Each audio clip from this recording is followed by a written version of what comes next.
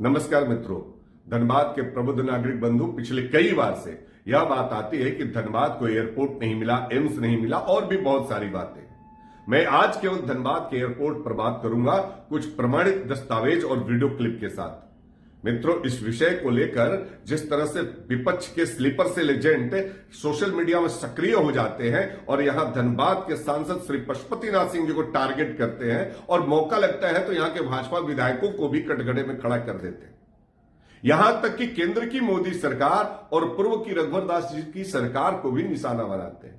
तो मित्रों, आगे ध्यान से सुने, अब पूरा वीडियो देखें और देखने के बाद आप खुद कहेंगे कि इसके लिए केवल और केवल दोषी वर्तमान की हेमंत जी की सरकार है। हमारी जो सरकार यहां थी और केंद्र की सरकार या हमारे जनप्रतिनिधि इस विषय को लेकर कितने गंभीर थे और काम कितनी तेजी से आगे बढ़ा, ये आप आगे समझ लेंगे। हल्ला करने वाले एजेंट पूरी विस्तार से हर चीजों को समझना और देखना। धनबाद एयरपोर्ट को लेकर मैं वीडियो क्लिप और अखबार की कटिंग शेयर कर रहा हूं। वह भी नागरिक उड्डयन मंत्री रह चुके हजारीबाग के सांसद माननीय श्री जयंत सिन्हा जी का, वर्तमान नागरिक उड्डयन मंत्री ज्योतिरादित्य सिंधिया जी का, रघुवर दास जी का, और जो कुछ भी हमारे पास प्रमाण इकट्ठा है उसे मैं यहां शेयर कर रहा हूं। चलिए मित्रों, आपको याद होगा कि 25 मई 2018 को माननीय प्रधानमंत्री श्री नरेंद्र मोदी जी फर्टिलाइजर कारखाने को शुरू करने के लिए सिंदरी के बलियापुर आने वाले थे। इसी कार्यक्रम को लेकर यहां के उस समय के मुख्यमंत्री झारखंड के श्री रघुवर दास जी बलियापुर आए हुए थे और उन्होंने बलियापुर में ही यह घोषणा किया कि बलियापुर में एयरपोर्ट बनेगा।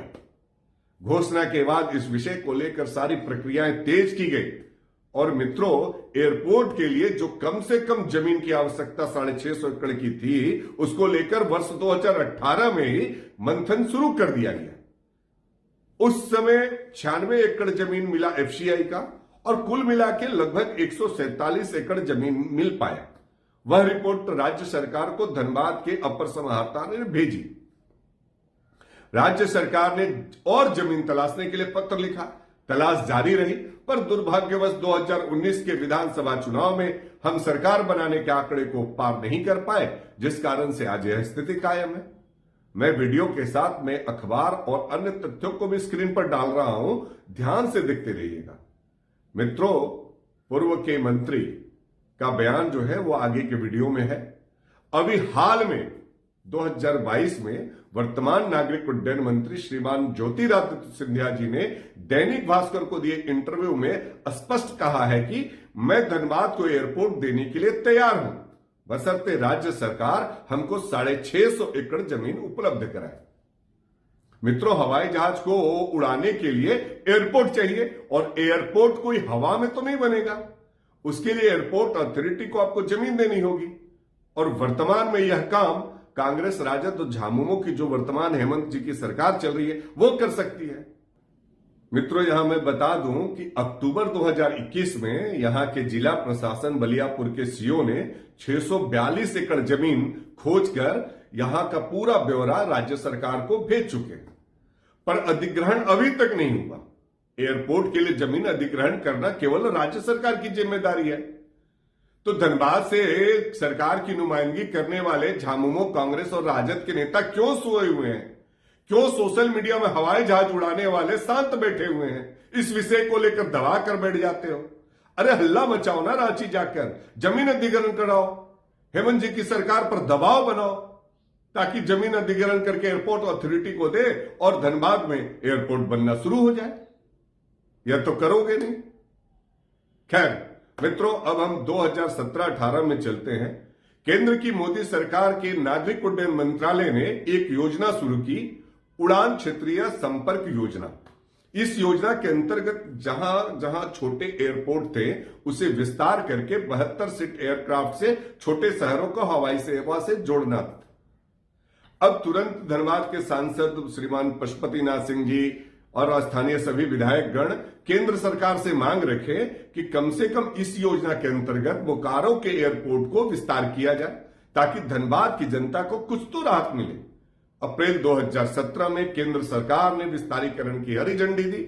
सभी प्रक्रियाओं को पूरा करते हुए अगस्त 2018 में बोकारो एयरपोर्ट के लिए शिलान्यास किया गया।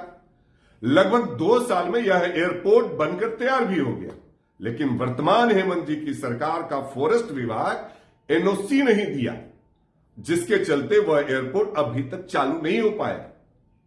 मित्रों, हमारी केंद्र की सरकार ने तो बना दिया, क्यों नहीं दबाव देकर फॉरेस्ट विभाग से एनओसी दिलवा रहे हो? यहां केवल और केवल विभिन्न मुद्दों पर राज्य को बांटना और गुमराह करना इस हेमंत जी की सरकार का काम है। खुद सुन लीजिए, एयरपोर्ट के मुद्दे पर पूर्व मंत्री श्री जयंत सिन्हा जी इस वीडियो में खुद जवाब दे रहे हैं कि धनबाद को एयरपोर्ट क्यों नहीं मिला, क्यों नहीं हजारीबाग को मिला, जो कि नागरिक उड्डयन मंत्री रह चुके श्री जयंत सिन्हा जी का खुद का संसदीय क्षेत्र है, उसको अब तक नहीं मिला। क्यों नहीं देश की औद्योगिक राजधानी जमशेदपुर को मिला, जो कि पूर्व मुख्यमंत्री श्री रघुवर दास जी का गृह जिला है। और सबसे बड़ी बात, 72 सीट का जो एयरपोर्ट बनकर तैयार है बोकारो में, जो मोदी सरकार आपको देने के लिए तैयार है, उसे हेमंत सरकार क्यों नहीं चालू कर रही है? मित्रों, अभी कुछ लोग आरटीआई की भी बात किए हैं। मैं स्क्रीन पर आरटीआई जो मैंने डाला था उसका जवाब भी मैं दिखा रहा हूं। मित्रों, केंद्र सरकार पहले भी तैयार थी और आज भी तैयार है, बशर्ते राज्य सरकार जमीन उपलब्ध कराए। अब आप ध्यान से सुन लीजिए कि पूर्व नागरिक उड्डयन मंत्री इस वीडियो में क्या कह रहे हैं। जो एयरपोर्ट केंद्र सरकार के हाथ में था, यानी Bokaro steel authority of India limited का जो एयरपोर्ट था, उसका हम लोगों को विस्तार करना था। उसके रनवे को हम लोगों को लंबा बनाना था, जिसमें कि 72 सीटर जो एयरक्राफ्ट है वहां पहुंच सके। 72 सीट वो हम लोगों ने लंबा किया। आज 72 सीटर की वो जो एयरक्राफ्ट है वहां आ सकती है। अब सिर्फ वहां कुछ वृक्ष हैं, फॉरेस्ट से क्लियरेंस लेकर उस एयरपोर्ट को आप क्लियर करा दीजिए, एनओसी फॉरेस्ट का दिलवा दीजिए, वृक्ष हट जाएंगे, बोकारो का एयरपोर्ट आपका चल जाएगा। ठीक है, धनबाद को पूरे एयरपोर्ट की जरूरत है, उसमें मैं आऊंगा, लेकिन अरे यार बोकारो का तो चला दो, कलकत्ते की तो फ्लाइट तो मिल जाए, पटना की तो फ्लाइट तो मिल जाए, ये तो हम लोग कर ही सकते हैं। लेकिन ये इतनी अयोग्य निकम्मी सरकार है कि बोकारो का जो एयरपोर्ट जो पूरा तैयार हो चुका है, उसका रनवे बन चुका है, डीजीसीए से क्लियर हो चुका है, उसको ये लोग चलाने में लगे नहीं हुए, चलाने में छोड़ दिया उसको। बोकारो में 2 किलोमीटर का रनवे नहीं बन सकता है, और इसलिए माननीय पीएन सिंह साहब के साथ, माननीय राज सिन्हा जी के साथ और सब विधायकों के साथ हम लोगों ने एक और जगह चिन्हित की थी, जहां माननीय प्रधानमंत्री जी की रैली भी हुई, बलिया, उसको भी हम लोगों ने चिन्हित किया था। लेकिन वहां राज्य सरकार को भूमि अधिग्रहण करना, जमीन नहीं, और जमीन जब लेंगे तभी जाकर हम लोग फिर उसको केंद्र सरकार को सौंप सकते हैं, और फिर केंद्र सरकार के वहां फिर एयरपोर्ट को बनाकर हम लोग हवाई जहाज वहां चला सकते हैं। मित्रों, माननीय पूर्व नागरिक उड्डयन मंत्री श्री जयंत सिन्हा जी ने यह सारी बातें किसी और जगह नहीं, बल्कि धनबाद के बैंक मोड़ चेंबर ऑफ कॉमर्स के हॉल में कही।